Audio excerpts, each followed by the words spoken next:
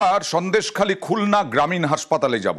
30শে December মুখ্যমন্ত্রী মমতা বন্দ্যোপাধ্যায় প্রতিশ্রুতি দিয়েছিলেন এই হাসপাতালের আধুনিকীকরণের। দেখুন, আমি জানি সন্দেশখালীতে একটা রুরাল হসপিটাল আছে 30 বেডের, কিন্তু এরা অনেক দূরে থাকে। আমি ওটাকে 60 বেডের করে দিতে বলছি। যারা গর্ভবতী মা তাদের চিকিৎসার জন্য ওখানে সিজারিয়ানের ব্যবস্থা থাকবে, অপারেশন থিয়েটার সহ সব কিছুর ব্যবস্থা থাকবে, যাতে কাউকে অন্য জায়গায় যেতে না হয়। তাই এখানে আধুনিকীকরণের কাজ শুরু হয়ে গেল। একেবারে সূচনা হলো মুখ্যমন্ত্রীর প্রতিশ্রুতি পূরণ। মুখ্যমন্ত্রীর কথা মতো আজকে এই খুলনা হাসপাতালে নয়া রূপে চালু হবে একাধিক বিভাগ,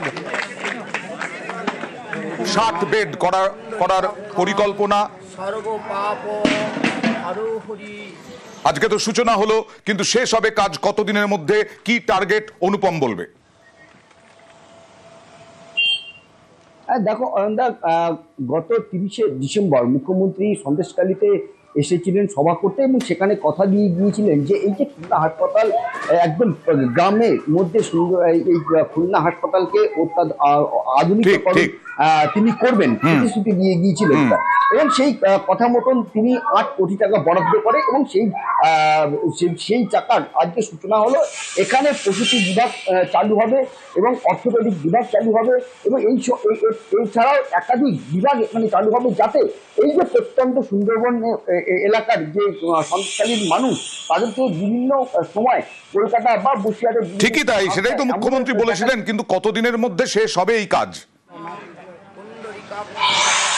দেখো, এখানকার যে বিধায়ক সুকুমার মাহাতো বা হিঙ্গলগঞ্জের বিধায়ক দেবেশ মন্ডল, তারা যেটা বলেছে যে 1 বছরের 10 মাসের মধ্যে এই কাজ তারা সম্পূর্ণ করবে।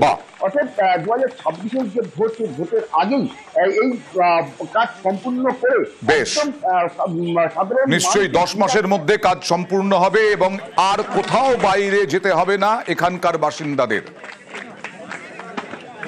সন্দেশখালীর চিকিৎসা ব্যবস্থায় একদম উল্লেখযোগ্য কিছু ঘটছে। অর্থাৎ এখানকার মানুষদের আর কলকাতা বা বসিরহাটে রাতের অন্ধকারে ছুটতে হবে না, এখানে এলেই তারা চিকিৎসা পাবে।